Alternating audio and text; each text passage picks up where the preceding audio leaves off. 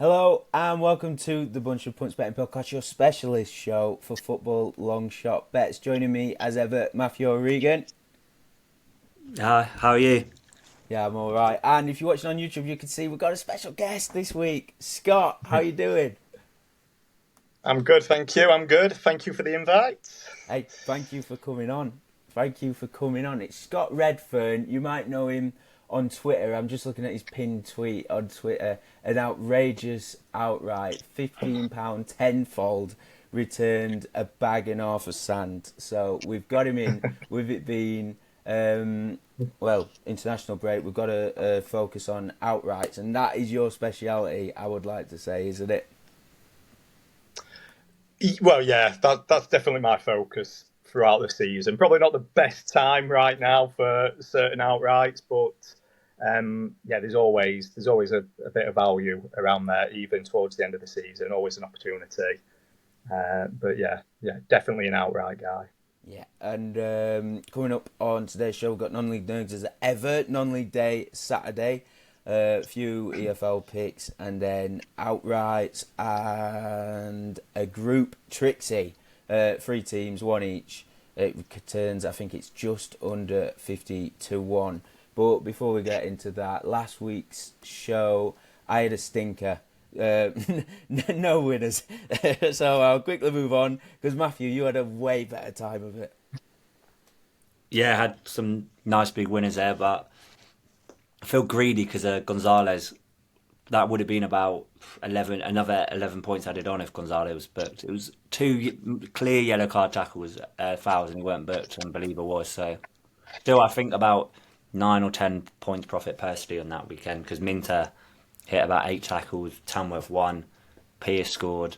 So yeah, I had Wrexham 1. So yeah, it was a very profitable weekend, but I feel it should have been more. Yeah, it shoulda, woulda, coulda. Brighton are definitely on the shit list for Belieber, especially for missing that sitter at the end.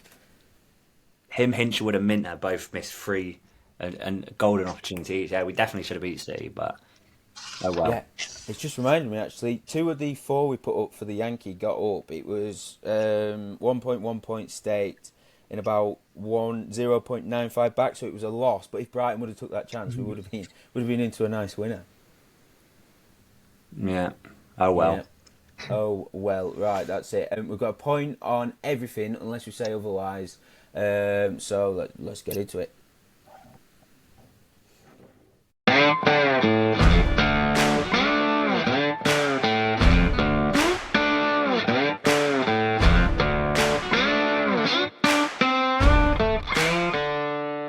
Right, newcomers go first. Scott, what have you got for us from the non-league? So off to Aldershot. Been doing pretty well of late. Tougher season, obviously, compared to last season. Lost a couple of key players. I know you guys have talked about some of their players in the past, especially last season. But what has happened recently, James Henry plays central, the James Henry who a lot of people will know from his time at Oxford. He actually picked up an injury about 5-6 games ago. And they've actually moved Ryan Jones, who is, call him an attacking left wing back. They've actually put him in the 10 role. So he's been there last sort of 4 or 5 games. He didn't play Tuesday night, so he did play the 4 games before. He's actually scored 2 goals. So he's played more or less the full 90 on all four games. He has been subbed a couple of times, but late on. But how Aldershot like to play, they've got Barrett and Boreham up front. As they break, them two sort of naturally go left and right. And it is leaving pockets for Jones throughout the middle. And the fact that they're playing Ebbsfleet this weekend, who we know they've had a very tough season. I say Matt mentioned them obviously last week. You're getting 13-2 for an anytime goal scorer. Now, he has been priced as a left back or as a left wing back. He hasn't been priced as a number 10. And the fact that he has scored 2 goals in 4 games in that position, it's just a glaring miss by Bet365 on this one. We just have to be careful that James Henry is actually back. He did start on Tuesday night. He was subbed after about sort of 60 minutes. And Jones was, I'm going to say, was rested. I do think he'll be back in the team this weekend. If he's in that number sort of 10 role, 13-2 anytime is a great play, I think. I've also gone with Josh Barrett anytime at 2-1. Yeah, again, they're playing Ebbsfleet. They've scored 2 or 3 goals in the last 8 games at home. So they've scored 20 goals in 8 games. It's consistent. There's going to be chances. There's going to be shots. And Josh Barrett is their main threat. I will say that Boreham, he does tend to drift a little bit more. So we've got 2-1 for probably the best goal threat in Barrett, 13-2 for a left wing back, playing as a sort of central cam. And there should be goals in this game. I have combined them as well, popped them both in a bet builder for any time. And seeing as that should be 2 goals, I've gone for the Aldershot win, and that is 25-1. So yeah, that is my first play. I did actually watch them Tuesday night as well. It wasn't as good against Maidenhead, but they had made changes from Saturday, and I expect them to go back to the starting 11 that beat Altrincham, and actually they deserve to beat Altrincham. Do Bet365 have Super Sub for National League? They do. So yes. So and then comes for Henry as well. Exactly that. So they did, like I say, they did have a little bit of a rotation on Tuesday night, and Maxwell Mullins actually started. Don't think he'll start on Saturday. And Jones actually came on with 20 minutes to go for Maxwell Mullins, and he did actually have a chance in that game against 10-men Maidenhead. So as long as he's in that forward position, as long as he's not sort of on the left, for me it's a great play. We'll know from the team lineup. We'll know for 2:00 on Saturday if Tyler Frost is in the team and James Henry isn't. Tyler Frost will start left wing back, and that means Jones will be advanced. Perfect. Yeah, just a 30-2 and 25-1 bet builder to kick us off. Nice steady start. No daft. Where are you taking us next, Matthew? So I think that's Scott done with non-league other than one bet, which I've got the same. So I think I'll just rattle them off again. So I'll start with the one that I know me and Scott both like. So it's a 2-point play total. Mm-hmm. And it's Boston to win at Hartlepool. Boston are just 2 points off safety now as they attempt the most unlikeliest of great escapes. They've won 3 on the bounce now, and all 3 came away from home, and they are also unbeaten in 6. Amazingly, they've also won the last 5 away games. So they seem to suit playing away from home. New manager's got them making them hard to beat. They're brilliant out of possession. I've watched a bit of their stuff. They're so hard to break down. And they've got Hartlepool 9 points from the drop. Their form is a worry, and there's so much traffic below them. They should be fine. But they are now 8 without a win, and there just seems to be a real lack of direction at Hartlepool. Whereas at Boston, it seems to be they're all pulling together and they seem to be going in the right direction. I just think for a team that's won 5 away games on the bounce, 4 is far too big. So that's where I'm starting. Similar, I've gone Tamworth to beat Gateshead at 3.75. It's annoying it's shortened a bit, but I still like the bet on offer. Since the loss of manager Rob Elliott to Crawley and top scorer Esseni to St Mirren, Gateshead have been shaky. They've now lost 4 in a row and a 6th without a win. They've had back-to-back home losses to Braintree and Maidenhead, and 2 games you'd expect them to win, and they also drew 1-1 at home to Fylde, so they're playing bad against the strugglers at home. The pressure and onslaught of games seem to be getting to Gateshead with the 2 games a week. Tamworth, on the other hand, had midweek off and can play with no pressure. They're unbeaten in 6 and come into this off the back of a 3-1 win at Dagenham. They're now 5 points off the playoffs, having played 3 more games than Rochdale, but with Rochdale losing midweek, you just never know. I keep saying it, and I will keep saying it until it's mathematically impossible for them to finish in the playoffs. They have nothing to lose. So the handbrake's off. They're just going for every win. They sort of have to, and that's suiting them. And Tamworth are the epitome of a side that Gateshead hate playing, so the visitors will fancy their chances. So I've got that, and I've also got a goal scorer for that. I've gone Hayden Hollis to score at 13, so I've had half a point on that. He's only got 2 goals this season, so not the best record, but he did score in the last game. But it's mainly Gateshead really struggle with set pieces.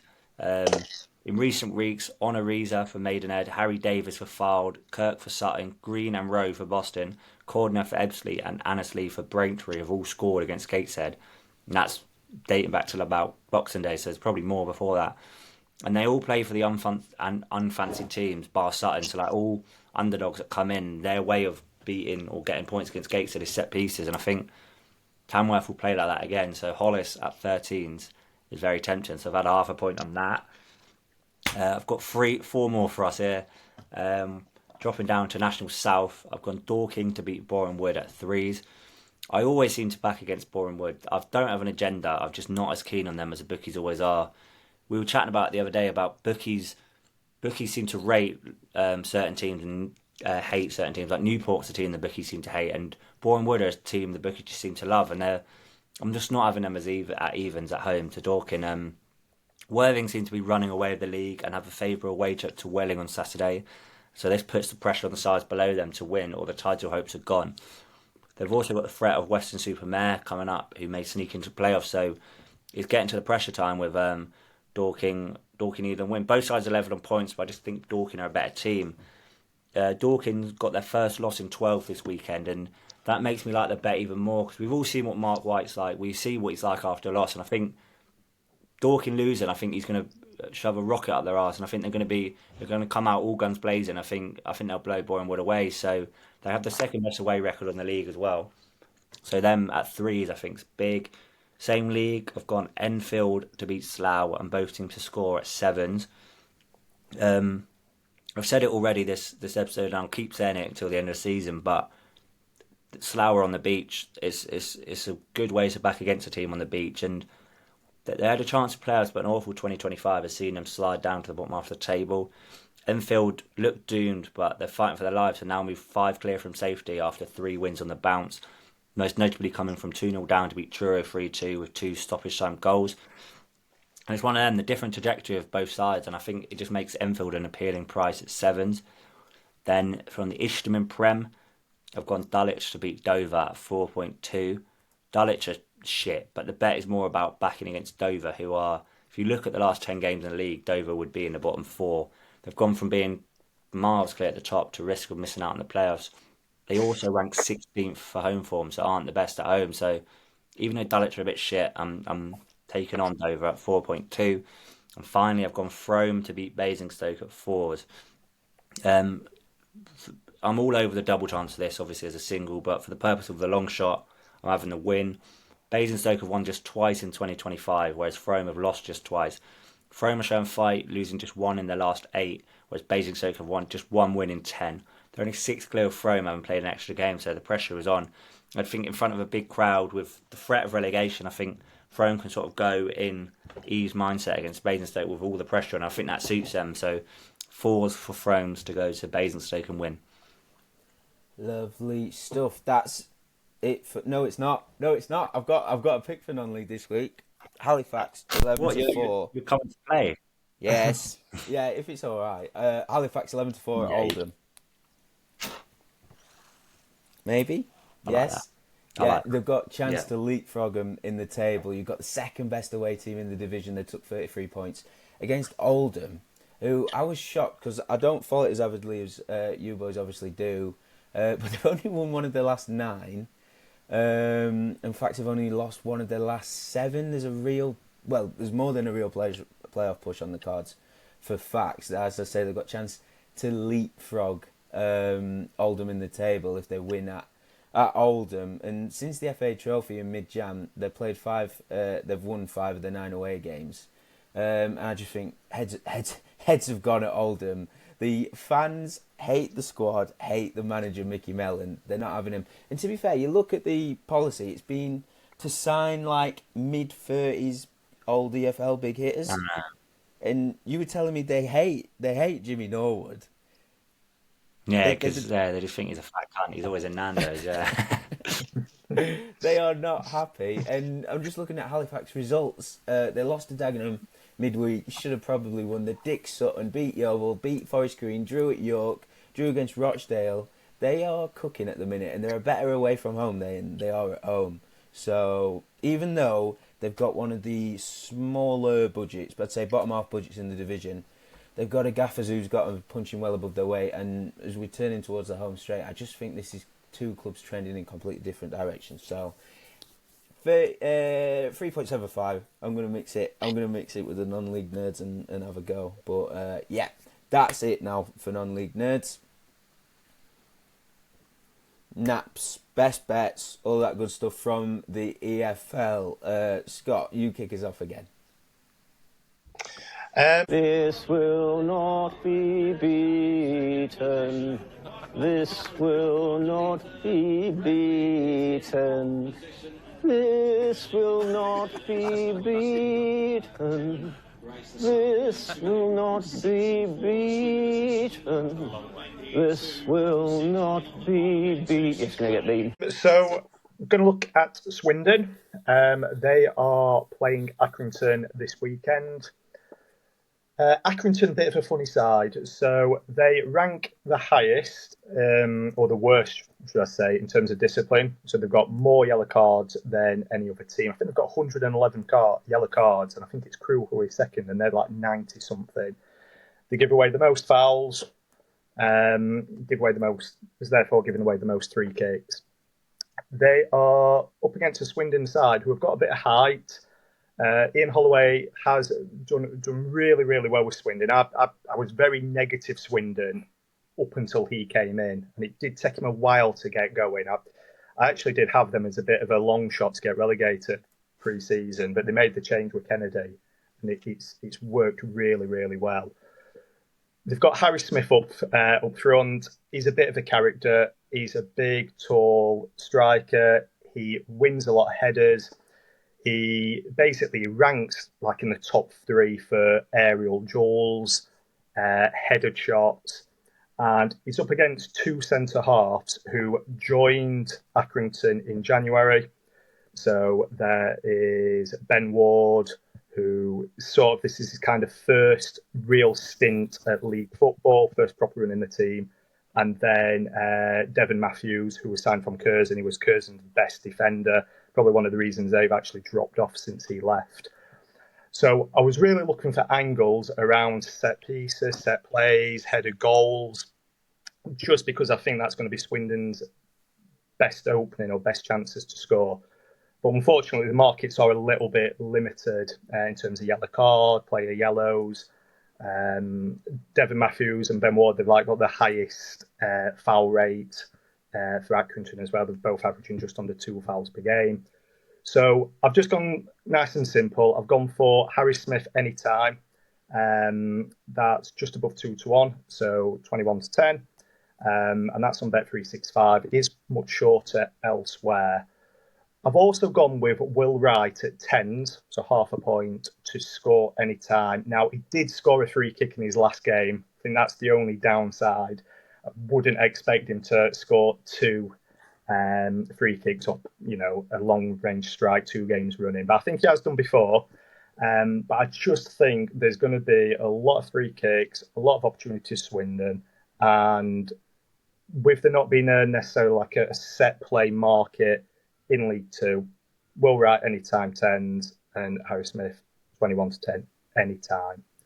So that's what I'm looking at. Lovely stuff. We're sticking at Swindon for a bit, aren't we, Matthew?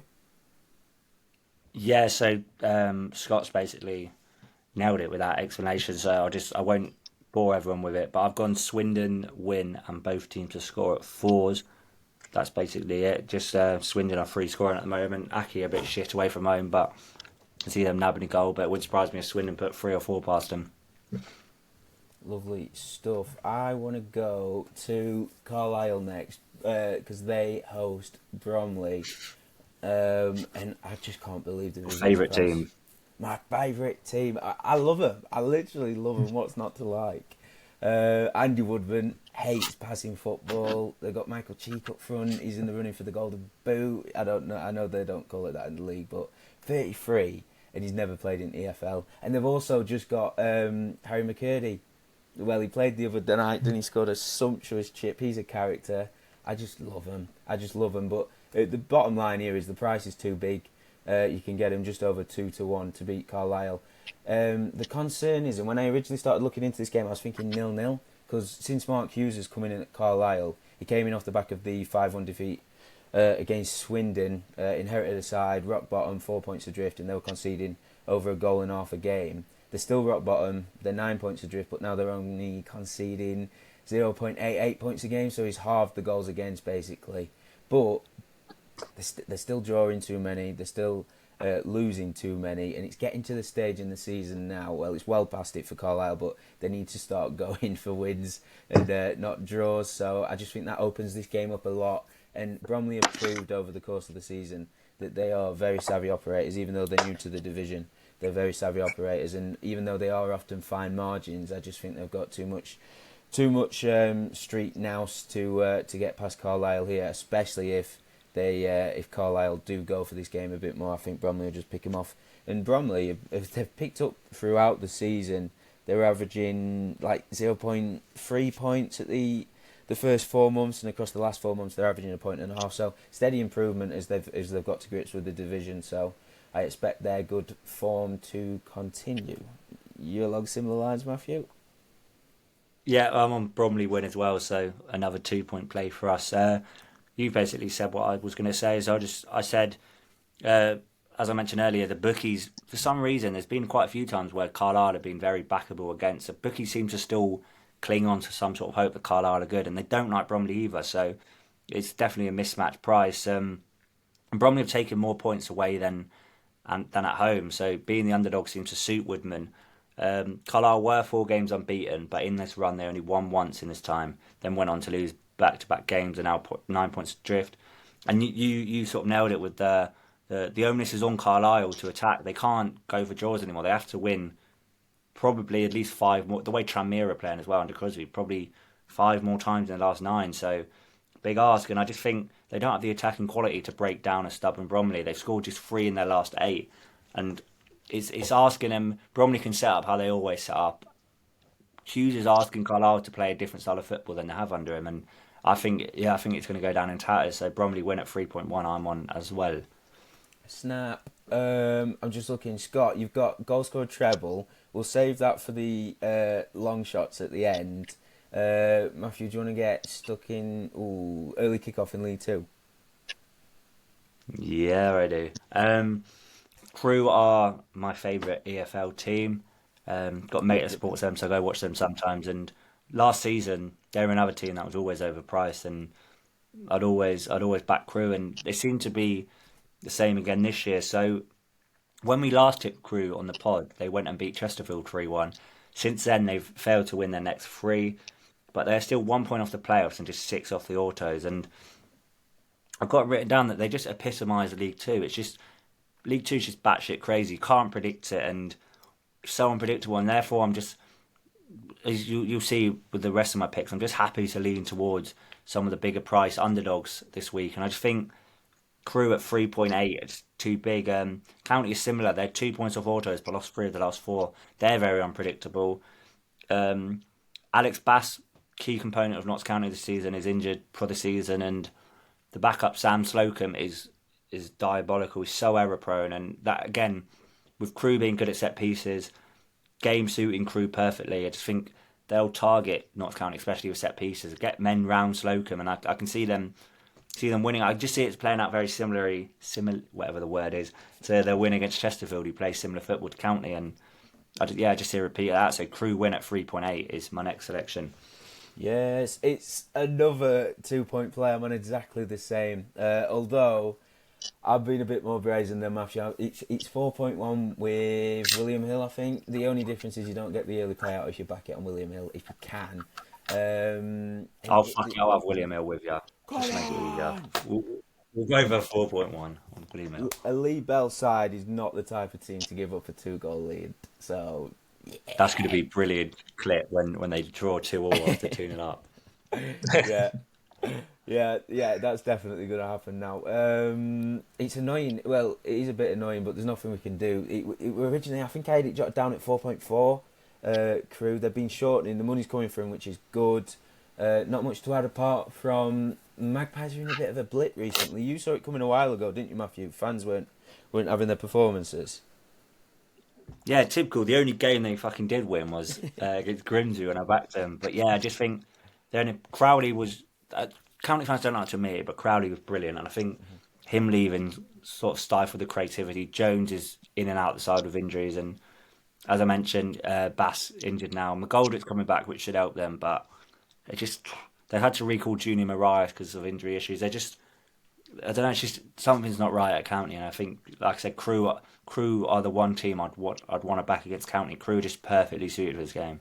Yeah, they're like Swiss Army knife. They'll beat you anyway that you want. But County against top 10, they played 13, lost 8, promising. Crewe against against top half teams. They've played 16 times. They've only lost twice. Against the teams above them, they've only lost 1 in 9. So they're good against the big boys. County are not good against the teams around them. That's across the whole season. So it's a shame. I'm going to say, I'm going to say that was exactly the same as Crewe last year. I think in the top 7, I think if you did a league of just the top 7, they were basically top. When they're playing them better teams or the higher teams, the results are fantastic. I did look at that one myself. It was early kickoffs. And last season, Crewe, I was at the game actually in the away end. I went to the first game, Crewe Derby at Crewe in the home end. Then obviously when Crewe went back to Pride Park, I was in the away end with my mates who are Crewe fans. Crewe were at 16s, I think, to beat Derby away last year.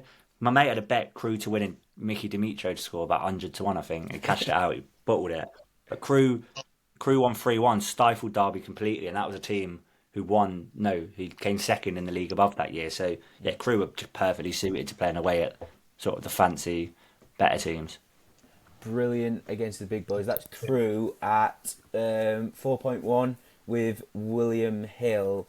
I'm just looking. Oh, I've got Charlton centre-backs. They head to Peterborough, and you've got a battle between one of the best set-piece sides in the division against one of the worst. Now, Peterborough, they've picked up recently since Darren Ferguson dubbed them the softest group he's ever worked with. I think they're unbeaten in the last 6. They've only conceded 3 in that time. But if you can look past that, you've literally got a battle between the Peterborough, the third worst set-piece side according to XG, and Charlton are one of the best. I think they've got the second best XG from set pieces behind Rotherham. They've scored 17 times. Macaulay Gillespie scored in the reverse. He is one of 5 centre-backs to score from set pieces against Posh and Jones. He scored twice. Gillespie scored 4 times this season, but it's actually Jones who has more shots and he's got higher XG this season. They're both priced at 11-1. Gillespie with 365. Jones with Sky Bet. I think half a point on each of them is worth a punt. Just even though Peterborough have picked up recently, I do like Charlton in this game. Full stop. Just they are the informed team in the division, and if anything, might be clutching at straws a bit here. But I think because Peterborough picked up in general, if Charlton are if they're gonna get 3 points in this game, which they need to keep the pressure on the top 2, it might boil down to set pieces. I can see it be quite a tight, cagey game, and I think set pieces are going to play a major part. What have we got left, Matthew? I think we've got League One. I've got 2 left. Yeah. I've got 2 bets left. Shall I just rattle both of them before we get into the final bet? I'll start League One, then go to my League Two bet. Bristol Rovers win at 3.4 against Crawley. I will start by saying no team has lost more than Bristol Rovers on the road, who have lost 14 of their 19, and only Cambridge and Shrewsbury have fewer points. So not ideal. But I am in no universe having Crawley at basically evens to win. Regardless who they're playing, I'm not having Crawley at evens to win. They are shocking. They've only had 1 point in the last 6, and that came last minute in a 1-1 draw at home to Reading. Awful game. About 1.2 XG combined from both. It just looked shocking. They're dead and buried. They probably need 6 wins from their final 9 to survive. They're 12 off safety. They sacked Elliott yesterday, so Wednesday. They just look a team in disarray. The chairman's awful. Fans aren't happy.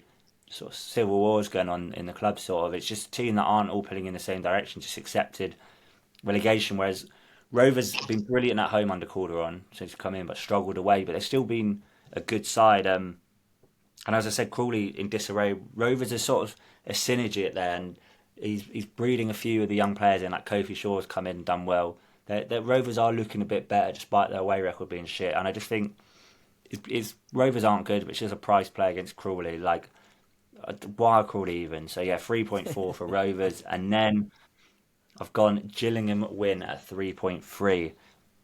Gillingham, again, are a bit shit, but from ninth downwards, they have the best defensive record in the league. They keep it tight. Back-to-back 1-0 home wins, which includes a win against Bradford. And they're just playing a Walsall side who the wheels are coming off, and I'm amazed they're still top when they haven't won in 5.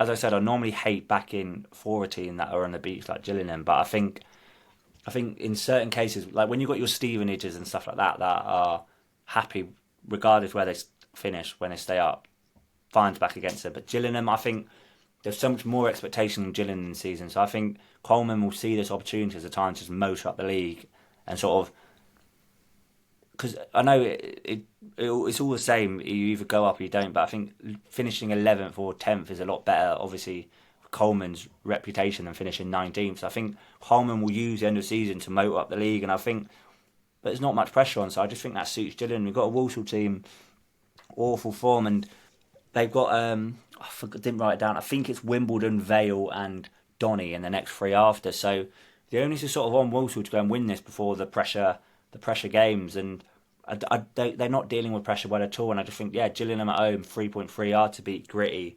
I can see another 1-0 win for Coleman's side.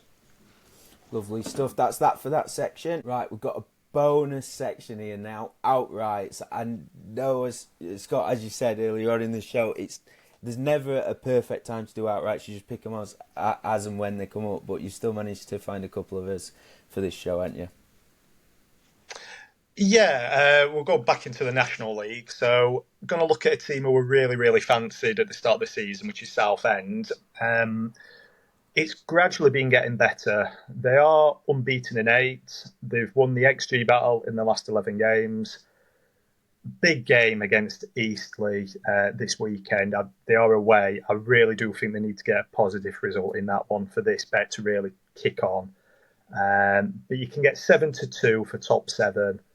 And this is just looking. I think Halifax are fine. I've been really impressed with them. They would be someone who I would look at backing for promotion as well.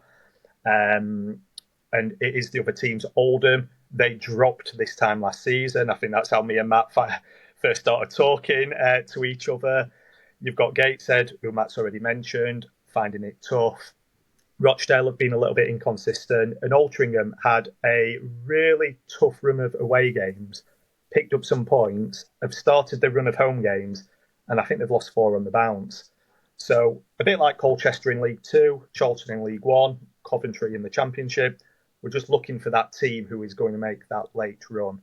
And they have been much better of late, Southend. They've got 4 key games. I've got them written down. So they're home to Solihull, who have been useless since Andy Wing left. They've been awful, relegation form. Home to Braintree, they'll be on the beach. They'll be happy that they've stayed up. Away at Ebbsfleet, they will be relegated by then. And then home to Wealdstone, who will be battling relegation. Them 4 games, I think, will be key. If they can pick up 10, 12 points in them 4, they have got a real chance. Away at Eastleigh this weekend, they are away at Boston. I know Matt's obviously mentioned Boston. Fantastic away. 1 more point away from home, so I don't mind Southend going to Boston in that particular game. So I just think right now, if you're going to look for that bigger price, back a team who aren't in the playoffs. I think if you can go through Championship, League 1, League 2, National League now, I think Southend are one of the most appealing at the prices. So you've got 40-1 on BetVictor for promotion, and you've got 7-2 for top 7. I do think the price will drop on them. So 33-1 with Sky is still a good play for promotion. And you get an 11-4 top 7 amongst most of the major clubs. I love it. Where are you taking us next, Matthew? Yeah, so I'll go Championship, and I've got 2 relegation prices here. One of them I know Scott is going to say as well, so I'll just do basic reasoning for that and let Scott pick up the pieces. So I'll start with the bigger odds one. Swansea to be relegated at 80s. I've only had quarter of a point on it, but it's one of them. It's purely a price play. I don't think they should be this big odds. A few of the teams round them are sort of picking up a bit. Like I rate Stoke's chances to stay up on the Robins. Hull, I think, are fine on the Sellers. Unfortunately, because I'm on Derby pre-season relegation, I can't stand Derby. They're picking up a bit. So the pressure is on Swansea. They sort of were coasting a bit, thinking they're fine, but they dragged back into it. They go to Leeds next game, and I can see Leeds battering them. And then if a couple of the sides round and pick up points, Swansea drop. Then they've got back-to-back home games after this against Derby and Plymouth. At home, they've got 4 home games left. Derby, who are 22nd, Plymouth 24th, Oxford 18th, and Hull 19th for the 4 home games. If they pick up 5 or 6 points from there, they're fine. But if 2 of them sides beat them, they could be in serious danger. I've looked at their 4 away games. They've got them losing their 4 remaining away games. So 6 points, I think they need to stay up from those things. If they go to Leeds, get beat, and then Derby go and turn them over, this price will be about a quarter of this, if that. Like, I think they're serious danger. So 80s for quarter point is my first one, and then this one I know Scott's on. Oxford to be relegated at 4s, because I don't know if I trust the dross below them to catch up, but their fixtures are very bleak. Oxford, they've been in an awful run of form before they beat Watford. Very smash and grab though. Watford looked far the better team, and sort of the red card affected that. They've still got to go to Borough. They've got home games against Sheffield United, Leeds, and Sunderland, and they've got to go to Cardiff away with 3 games left, which again is a big relegation 6-pointer. So some of the sides have changed managers, picked up. Oxford are just like falling down the table rapidly, and yes, I'm on them to be relegated at 4s, and I know Scott's on the same. So if you've got anything to add. No, I think you've summed it up with the fixtures there. I did look at Swansea as well at 80s. I do think your Portsmouth, your Hulls, they'll finish above Swansea. And the only thing that did put me off was them 4 home games. You would expect them to pick up maybe them 5 or 6 points. Oxford, I really like Rowett. He's, from an outright better, he's a perfect manager, because if you look at his past, he's kind of in between that 5th and 12th place consistently. When he was at Millwall, if they're in the bottom half, you'd back them for top half. Once they got into the top half, you knew they weren't going to quite get top 6. So I really rate Rowett. He was unbeaten in 9 around Christmas, New Year. They did play Plymouth twice. They were at home to Luton, great time to play them. Home to Cardiff, great time to play them. And then they hit this horrible run of fixtures. You know, your Burnleys, your West Broms, Norwich, them sort of games. And you're right, it was smash and grab at the weekend. The red card literally changed the game.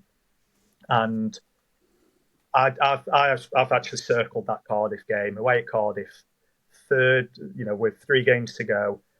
If they don't win that, if Cardiff actually win that game, they probably won't have picked up many points beforehand. The data is rubbish. Rowett is not. He's a defence-first sort of manager, but they've created very, very little. And I think some of them results around Christmas, when he first come in, new manager bounce, they were a little bit smash and grab. And yes, I think Derby under Eustace have turned that corner. They're the ones who I would look at getting out. And I do think there is that one place there. And 3-1 for Oxford was my sort of relegation pick. Lovely stuff. Go on. I was going to say we've both got a similar play for the Prem. So should I get through my League 2 one first before we move on to the Prem? I've got a League 2 one as well. Oh, go ahead. It is a pure punt. Bromley top 7. I was looking into him for this week. I fucking knew it.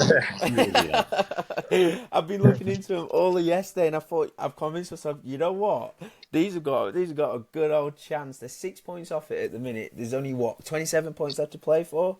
But I talked about it in the piece that I did on. Well, now we're just talking about Bromley to win this weekend, but. August they averaged 1.5 point in the month, September 0.5, October 1.2, November 1, and then since November they averaged 2.3 points in December, a point a game in January, 1.7 points in February, 1.7 points in March. It's just been steady, constant improvement, I'd say, looking across the whole season. I love Andy Woodman, but he's been around the block. He's Gareth Southgate's pal, did you know? No? Why? He's Did like- they play together or something? Mustard, I think it was Borough. He was like a reserve keeper. He was on Under the Cosh ages ago. They were best pals, which I couldn't believe. But yeah, he's streetwise. He's savvy. He's got a really experienced squad, and they just don't seem daunted. And the thing about League Two at the minute, you wouldn't really touch any of the favourites with a barge pole. It's like it's that time of season where everyone's saying to other team, "No, you go up, you go up." Walsall. I think when they played Bradford, Bradford were 25 points off them, and now the gap's gone. Obviously, Lowe's gone. I'm not talking about top three for this bet. It's 20-1 with Betfair and Paddy Power for top 7. But I'm just making the point that it's at the stage of the season now where the top sort of 10 they're all tripping up constantly, and I just think I've got a sneaky suspicion Bromley, in a similar manner that Colchester turned draws into wins, they're just gonna find an extra gear now. So it's 20s Betfair and Paddy Power, 14s next best, but generally 12s. So Betfair and Paddy Power stuck their necks out with that price, and I just thought it's worth having half a point on, because I'm pretty sure we'll get a run for our money. What have you got in League Two? Yes, I was that table calculator website. I just spent hours today playing on it for every league, and for me, it turned out Port Vale to win the league at the 22s with Paddy Power. So I've had half a point on that. It's probably biased because I'm on them from pre-season. They were the one I was big on. But they're 8 off the title with a game in hand. So it's a stretch. But as I mentioned, Walsall after Gills, we've got Wimbledon, Doncaster and Vale.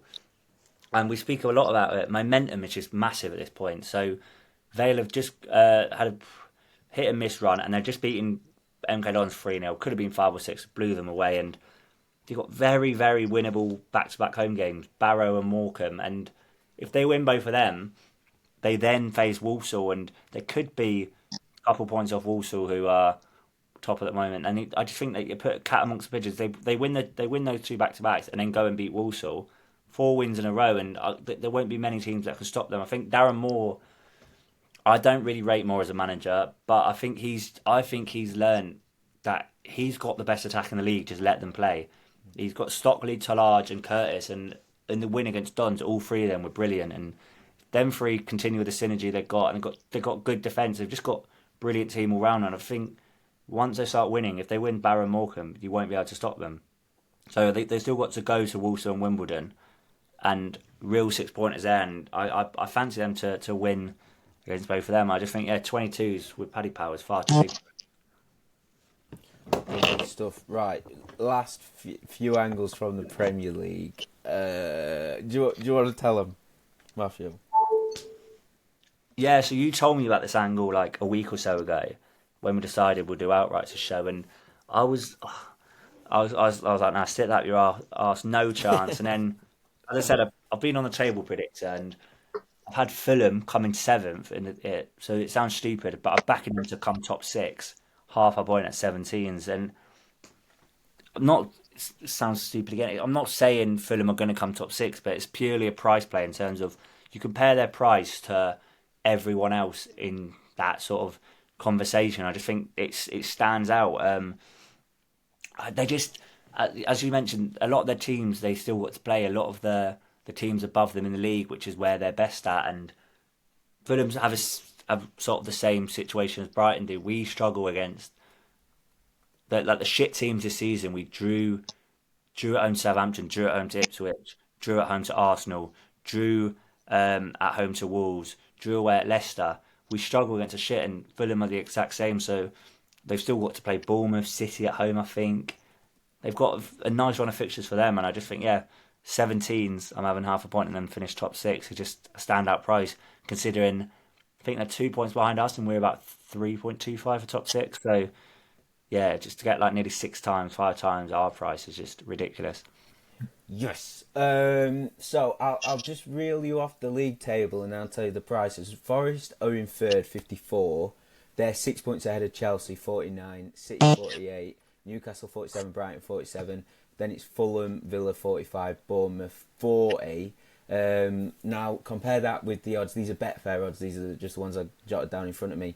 City and Forest, bear in mind Forest are like 6 points clear of third, 7-10 for the top four. Chelsea 5-4, Newcastle 9-4, Brighton 9-1. Aston Villa are level on points with Fulham. They're 25-1. Fulham 80-1 with Betfair. This is top four, by the way.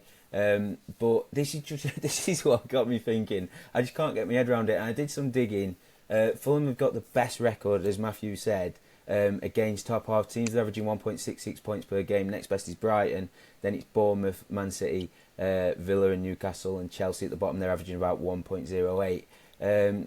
The caveat is Fulham have played the joint few games against top half teams, so maybe that's skewed these numbers. Well, no doubt it skewed these numbers a bit. But for context, Villa have played the same amount of games. They're averaging a little over a point per game against top half teams. Fulham, same amount of games as Villa. They're averaging 1.66 points per game. And I just think it's easier to make cases against other teams than it is at Fulham. Obviously, the price is the most important thing, and they're a whopping price. They're 16-1 for the top six. But you look at Bournemouth last season, same time, they dropped off a cliff. It's like under Iraola, they get tired this time of the season. I don't know if they've got enough squad depth or whatever, but they completely fell off a cliff, and they look tired now, and they are shaking. Then the competitors with Villa, I wouldn't want to go near Man City. No doubt they will motor to the Champions League spots, and they will make up one of the top six, but they've been really patchy all season. Chelsea, Villa got European duties to balance with the running.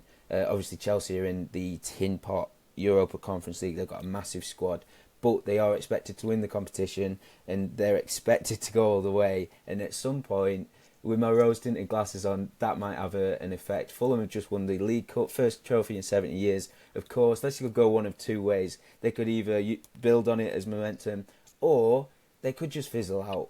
But again, at 9-4 for a top four finish, I just wouldn't want to be going near them, especially with their track record of injuries over the last two seasons. They have been absolutely shafted with key injuries. I think they've got Hall out until May and Sven Botman at the minute. Joe Linton's also only one card away from a 2-game suspension, and he's a pretty big player for them. Villa, as I say, in Europe, they have a woeful record post-Europe this season. I think they played 9 games, dropped points in 6 or something ridiculous like that. Emery's made no secret that he loves European competitions, so that's going to be their priority. I've already mentioned Bournemouth. The only stick in the mud is your club, Matthew, Brighton, because you are cooking at the minute. But price-wise, I've just got to go Fulham. 16-1 top 6. I've had a point on that. I've been really greedy as well. 33-1 top 5. 100-1 top 4. Of course, the last two are really silly, but as I say, if I think top 6 price too big, you may as well have a go on these two smaller stakes. But yeah, it's something to cheer on, but it would be a miracle if they get Champions League. I think that's everything for that section, isn't it? Yeah. Nice. Right, long shots, millionaires punts. We ain't got anything of the millionaires punt bracket this week, but Scott, you've got a goal scorer treble for us, haven't you? Keep punting! Keep fucking punting! YTP, baby! Yeah, just 2 of the picks I've already picked. So, like I say, Harry Smith. We will go with Josh Barrett of Aldershot, and then I'm going Ollie Pearce, 15-8 for York versus Braintree. Them 3 combined, anytime goal scorer, 25-1. Don't think that's a bad little treble. No, you can't grumble at that at all. And we've also combined 3 of our picks in a treble. We're going to play it as a Trixie. Best price, just under 49-1 with William Hill. We've gone Boston. You boys are both on Boston, so we chuck them in. Me and Matthew on Crewe, me and Matthew on Bromley. I was just toying with the idea after both of you were talking about Swindon, whether to chuck them in as well. But with them being odds on, these are all 3 outsiders, I think. What do you think? Stick to the Trixie or chuck Swindon in as well? Stick to Trixie, I reckon. Trixie it. Lovely stuff. So that's the Trixie. Boston, Crewe, Bromley, all to win. We have got an early kick-off in there, Crewe, so don't fall foul to that. They kick off at 12:30. The other 2, 3 p.m s. It's at 49.91-1 with William Hill. Right, I think that's everything. So before we go, Scott, can you just recap all your bets for us? Yes, so we have got Ryan Jones anytime for Aldershot. That is 13 for 2. We've got Josh Barrett anytime for Aldershot 2-1. I was on Boston to win. I think that was 3-1. Harry Smith anytime 21-10. Will Wright anytime 10s. And then the outright bet, Oxford relegation 3-1, Southend top 7, 7-2, and promotion at 40-1.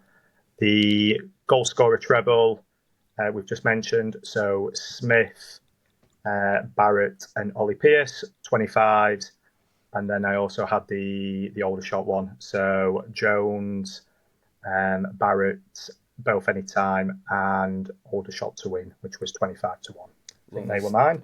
Yeah, sorry, I just put you on the spot there. Have you just done all them recap from memory? Yes. That's unbelievable. I've just turned my sheet over. Make sure I didn't miss anything. No, that's yes. That's all of them. That's all of them. And when you were telling us about Ryan Jones, I rushed to back it. I can't believe 7.5 is a massive price. It was 7-1, but the money has started to obviously come in with Aldershot being at home to Ebbsfleet. So Barrett was 9-4. He's now 2-1. But yeah, Ryan Jones, that is my favourite play. That as long as he starts in that sort of 10 role, he's going to get a chance. He's going to get 1 or 2 chances. But I will let you know 2:00 when starting lineups are announced on that one. Because if he's at left wing back, then it's probably not going to be worth it, especially considering Tyler Frost scored from left wing back the other night for against Maidenhead. Is it too greedy to do the brace on the boy? Do you know what? He's never scored 2 in a game. So that was the only thing that put me off. And I wasn't sure about rotation and Henry and so on. I did have that. That's why I actually thought I'd rather go with Barrett and Jones. Yeah. Because I do fancy Barrett this week, and he's probably due a goal. So yeah, that's instead of doing the brace, I did. Do you know what? The last time I did the brace in that league was Alex Reid against Wealdstone against Ebbsfleet, and that did actually come in. So I did think about it. That was about 4 or 5 games ago. So same sort of reasoning, but yeah, Reid being on penalties. So yeah, lovely stuff. Right, Matthew, can you recap your picks, please? Yep. Tamworth to beat Gateshead at 3.75. And in that game, Hollis to score 13s, that's half a point. Boston to beat Hartlepool at 4s. Dorking to beat Boreham at 3s. Enfield win and both teams score away at Slough at 7s. Dulwich Hamlet to beat Dover at 4.2. Frome to beat Basingstoke at 4s. Then in the EFL, gone Bristol Rovers to beat Crawley at 3.4. Crewe to win at 4.1, that is with William Hill. Bromley to beat Carlisle at 3.1. Gillingham to beat Walsall at 3.3. Swindon win and both teams score at 4s. Then for my outrights, I've got Fulham to finish in the top 6, half a point at 17s. Oxford relegated at 4s. Swansea to be relegated at 80s, that's quarter of a point. And Port Vale to win the league at 22s with Paddy Power for half a point. Lovely stuff. Outrights, I've got Fulham top 6 as well, 16-1, 365 point on that for me. Fulham top 5, 33s, same firm, half a point. Top 4, just in case, 100-1, 0.1 of a point, same firm. And I've got Bromley top 7, 20-1, Paddy Power, half a point on that in League 2. And then picks for the weekend, I'm doubling down with Crewe to beat Notts County, 4.1. Doubling down with Bromley to beat Carlisle, that's at 3.2. And I've got Halifax to beat Oldham, 3.75 with William Hill. Point on all of those, and then back to League 1. Peterborough v Charlton, I'm covering both centre-backs, so it's Lloyd and Gillespie. Lloyd, 11-1 Sky Bet, Gillespie, 11-1 Bet 365. Half a point on both of those. Right, that's everything. Scott, thank you for joining us. No worries. Thank you for the invite. Matthew, thank you. Not quite as good as not quite as good as the old sponsorship last week, but tough one to follow. No, we'll have you back anytime. Anytime. It's been a pleasure. Matthew, thank you for your time. Pleasure as always. Pleasure as always. And international football's over this time next weekend, so we'll be back full slate to go at probably Thursday, hopefully. So good luck with all your bets this weekend, and we'll catch you on the Flippity Flip.